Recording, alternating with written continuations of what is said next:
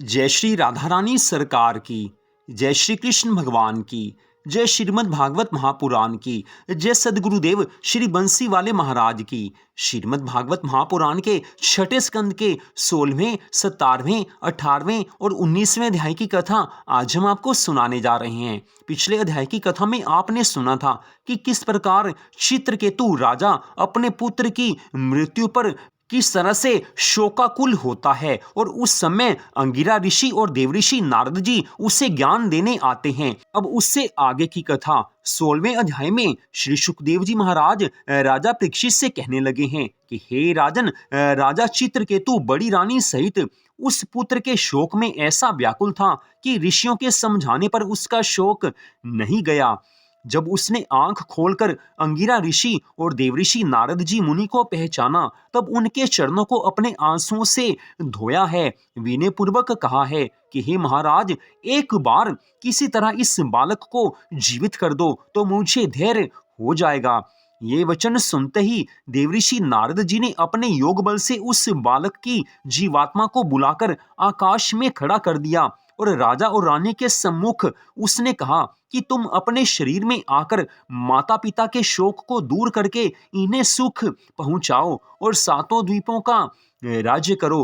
तब वह जीवात्मा चित्रकेतु से क्रोधित होकर कहने लगी है कि यह मेरे किस जन्म के माता पिता हैं और मैं इनका किस जन्म का पुत्र हूँ। संसारी व्यवहार ऐसे ही चलता रहा है। जिस तरह मनुष्य दान करने से उसको अपना जानते हैं परंतु वो किसी का नहीं होता है, उसी प्रकार जीवात्मा भी 84 लाख योनियों में भ्रमण करती है लेकिन वो किसी की नहीं होती है। इस कारण मेरा और इनका कुछ नाता नहीं है। पूर्व जन्म में मैं और चित्रकेतु दोनों मनुष्य होकर राजा होकर आपस में लड़ते थे। जब मैं अपनी सेना के कट जाने से भरभंड के वन में जाकर छिपा, तब इसने वहां आकर मेरा मस्तक काट लिया था।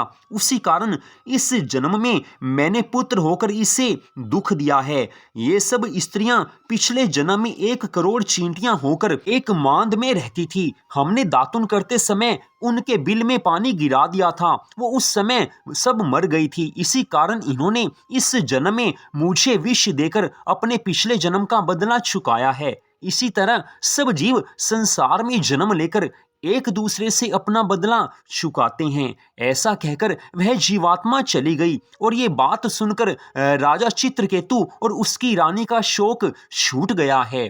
तत्पश्चात अध्याय 17 की कथा में श्री सुखदेव जी महाराज कहने लगे हैं कि हे राजा परीक्षित, एक दिन चित्रकेतु अपनी स्त्रियों सहित विमान पर बैठकर विहार कर रहा था।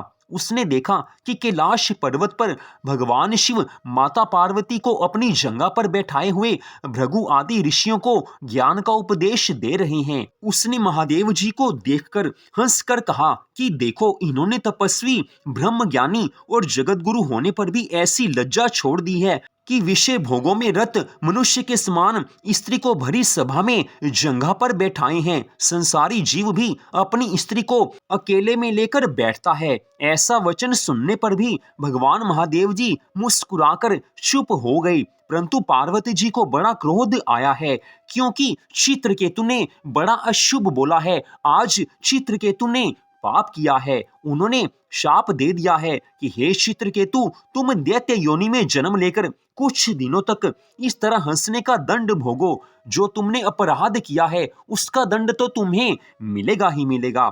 चित्रकेतु ने उस समय माता पार्वती जी के शाप को अपने मस्तक पर चढ़ा लिया और विमान पर से उतरकर माता पार्वती जी को भगवान शिव को दंडवत प्रणाम किया है। कहने लगा है कि हे माता, आपका शाप मुझे सहर्ष स्वीकार है। मैंने पाप कर्म किया है तो मुझे फल मिलना चाहिए। इतनी कथा सुनाकर श्री सुखदेव जी महाराज कहने लगे हैं कि हे राजन, वही चित्रकेतु पार्वती जी के शाप से वृत्रासुर दैत्य हुआ था। तत्पश्चात 18वें अध्याय में श्री सुखदेव जी महाराज आगे की कथा का वर्णन करते हुए कहने लगे हैं कि हे राजा परीक्षित, अब मैं सविता देवता आदि की संतान उत्पत्ति का वर्णन करता हूँ, उसे तुम सुनो। सविता देवता की परिश्री नामक स्त्री के अग्निहोत्र आदि 3 पुत्र और सावित्री आदि 3 कन्याएं, भग देवता की सिद्धि नामक स्त्री से 2 पुत्र तथा 1 कन्या, धाता नामक देवताओं के यहाँ उर्गादिक 4 कन्याएं और पूर्णमास आदिक 4 पुत्र, अग्निदेव के यहाँ कृतिका नामक स्त्री से पुरुष आदिक पुत्र हुए हैं। वरुण देव की चर्चनी नामक स्त्री से अनेक ऋषि पुत्र हुए हैं। मित्रा वरुण देवता का वीर्य उर्वशी नामक अप्सरा को देखकर पृथ्वी पर गिर पड़ा था, अतः उस वीर्य को घड़े में रख देने से अगस्त्य और वशिष्ठ जी ने जन्म लिया। इंद्र की पुलोमा नामक स्त्री से जयंत आदि 3 पुत्र हुए हैं। वामन भगवान की कीर्ति नामक स्त्री से सुभग नामक पुत्र हुआ।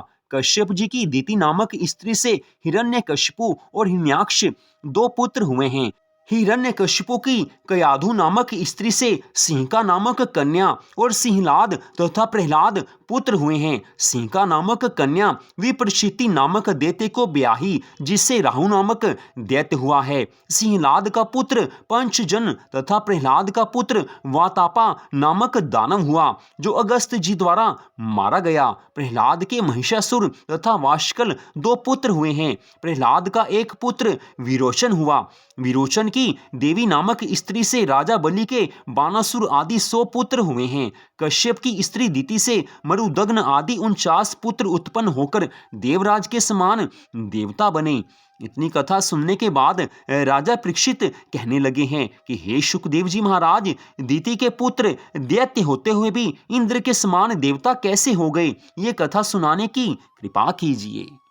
श्री शुकदेव जी महाराज कहने लगे हैं कि हे राजा परीक्षित, जब श्री नारायण भगवान ने वाराह तथा नरसिंह अवतार धारण करके दिति के पुत्रों हिरण्याक्ष और हिरण्यकशिपु का संहार कर दिया, तब दिति ने अत्यंत करुणा करते हुए अपने मन में सोचा है कि मेरे दोनों पुत्र तो इंद्र ने मरवा दिए, अतः मुझे अब कोई ऐसा उपाय करना चाहिए कि जिससे मेरे यहाँ इंद्र को मारने वाला पुत्र पैदा हो। आज ऐसा मन में विचार करके दिति अपने पति कश्यप जी की सेवा बड़े प्रेम से करने लगी है। एक दिन कश्यप जी ने उससे प्रसन्न होकर कहा कि हे दिति, मैं तेरी सेवा से बहुत प्रसन्न हूँ, तुझे जो अच्छा लगे वही वर मांग ले। अपने पति देव के ऐसे वचन सुनकर दिति ने हाथ जोड़ते हुए कहा है कि हे नाथ, यदि आप मुझ पर प्रसन्न हैं तो मुझे वही वरदान दीजिए कि मेरे एक ऐसा पुत्र हो जो इंद्र को मारकर सदैव अमर बना रहे। दिति के ऐसे वचन सुनते ही कश्यप जी उदास हुए हैं, विचार करने लगे हैं कि मैंने वचन दे दिया है, वचनबद्ध हो चुका हूँ, अब क्या करूं? क्योंकि इंद्र श्री नारायण भगवान का परम भक्त है, अतः उसके प्राण लेना उचित नहीं है और मेरा वचन भी मिथ्या नहीं हो सकता। ऐसा मन में विचार करके कश्यप जी दिति से कहने लगे हैं कि हे दिति, यदि तू गोप मास अर्थात अगहन मास में व्रत करे तो तेरे अवश्य ही ऐसे पुत्र की उत्पत्ति होगी।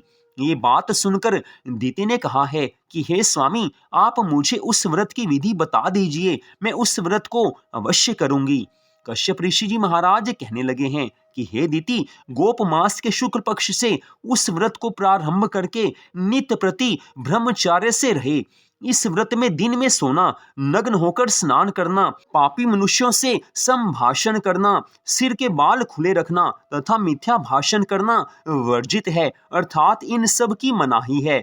हर समय शुद्ध रहे। श्री लक्ष्मी नारायण भगवान जी और सावित्री आदि सतियों की विधिवत पूजा 1 वर्ष पर्यंत नित्य प्रति करनी चाहिए। इस प्रकार यदि तो ये व्रत करेगी तो तेरे ऐसा पुत्र उत्पन्न हो सकता है जो इंद्र को मारकर अमर बना रहे। परंतु यदि श्री नारायण भगवान की ऐसी इच्छा नहीं हुई तो तेरे व्रत में किसी न किसी तरह से विघ्न पड़ ही जाएगा, क्योंकि भगवान चाहेंगे तभी तेरी इच्छा पूरी होगी, भगवान ऐसा नहीं चाहेंगे तो तेरा व्रत टूट जाएगा।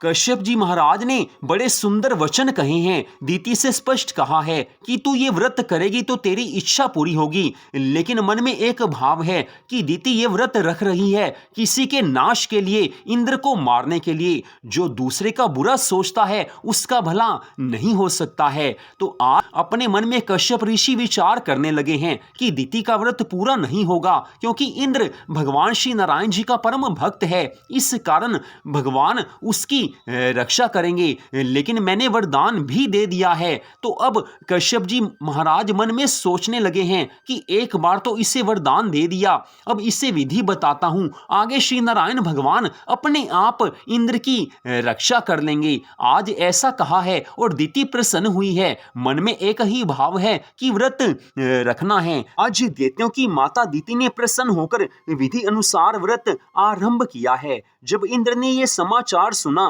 तो वह अत्यंत भयभीत होने लगा है और सोचने लगा है कि ये तो निश्चय ही मेरी मृत्यु का संयोग बन पड़ा है। अतः अब मैं किस प्रकार जीवित रहूं, क्योंकि अब कुछ ऐसा हो रहा है कि मैं जीवित नहीं रह सकता। ऐसा मन में सोचकर इंद्र ब्राह्मण का रूप धारण करके दिति के घर आ गया है और आठों प्रहर उसकी सेवा करने लगा है।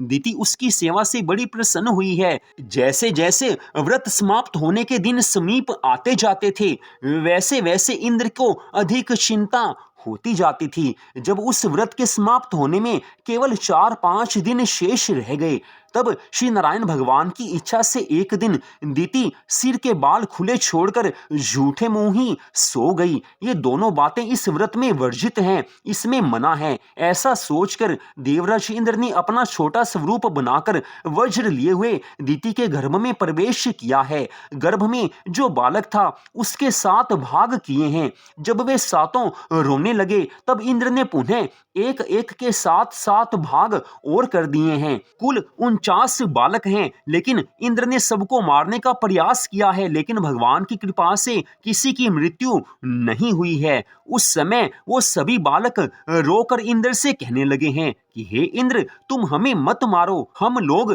तुम्हारी सहायता करेंगे। ये सुनकर इंद्र उन बालकों से कहने लगा कि हे भाई, अब तुम मरुत नाम से प्रसिद्ध होकर मेरे साथ रहोगे। तत्पश्चात इंद्र ने 49 बालकों सहित दिति के गर्भ से बाहर आकर इंद्र का रूप धारण किया है, जो कि पहले ब्राह्मण स्वरूप में था। जब दिति जागी तो इंद्र को 49 बालकों सहित सामने खड़ा देखकर इंद्र से पूछा है कि हे इंद्र, मैंने तो एक पुत्र के लिए व्रत किया था, फिर ये 49 बालक किस प्रकार उत्पन्न हुए हैं।